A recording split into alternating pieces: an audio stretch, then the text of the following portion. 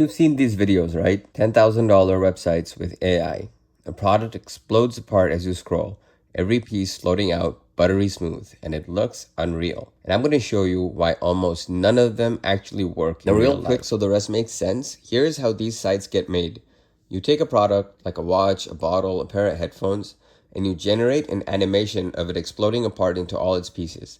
Then you chop that animation into hundreds of still images, one for every frame.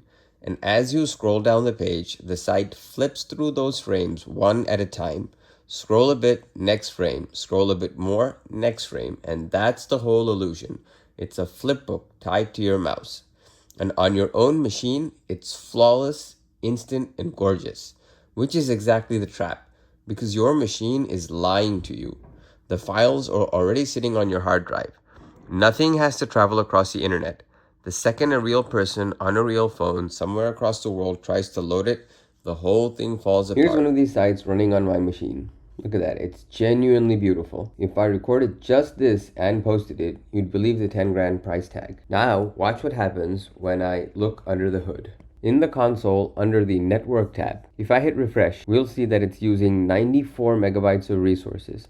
And all of those are each of these frames that are rendering the animation as it loads. Now imagine trying to serve 94 megabytes over the internet to some guy on a phone somewhere. That is next to impossible. And that's why these websites don't work in practice. We can even simulate how fast this would load on, say, fast 4G. So if I hit refresh, we'll see that it's just taking forever for all of these assets to load. Now this website is not going to convert simply because it just takes too long. If you sold this to a client, you didn't sell them a website, you sold them something Google is going to bury. Slow load time is one of the most important factors in search engine optimization and in user experience. So what's happening here is you're taking a 6-second or an 8-second video, and this video is usually 24 to 30 frames per second, and you're chopping that video into individual frames. So for a 6-second video running at 30 frames per second, you're looking at 180 frames. So when your website loads, it has to load all 180 frames at once because it comes at the top of the page,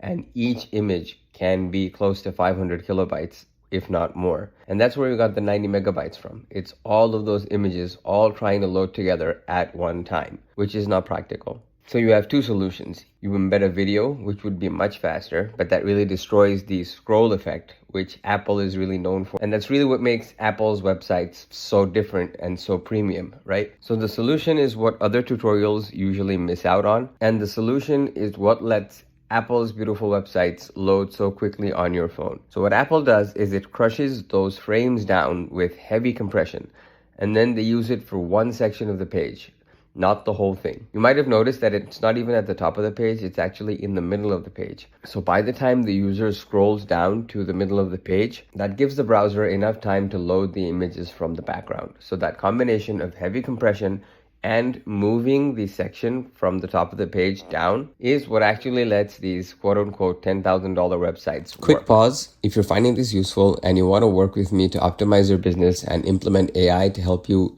close more clients and save 10 to 20 hours every week, there's a link in the description.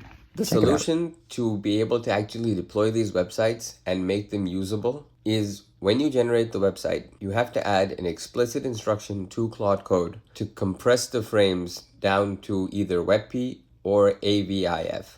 Now, these are essentially the same images with a very nominal loss in quality, but the size shrinks down significantly, and enough that it actually works and you're able to deploy it. So I went ahead and did that fix to that same website that you saw earlier. Same website, but with one small change. I've got the developer tools open. If we reload the page, we'll see that it's actually loading so much faster, and there's a total of just 1.6 megabytes of resources. All the frames are still there. They're just heavily compressed down to 30-ish kilobytes per image. And if we scroll, we'll still see that it's still quite respectable and the effect is still there. And we were able to do this with that one simple solution of asking Claude Code to compress the frames and not use the default JPEGs or PNG files. So by implementing this fix, we were essentially able to make the entire website the size of just 2 of the 180 frames from the original website.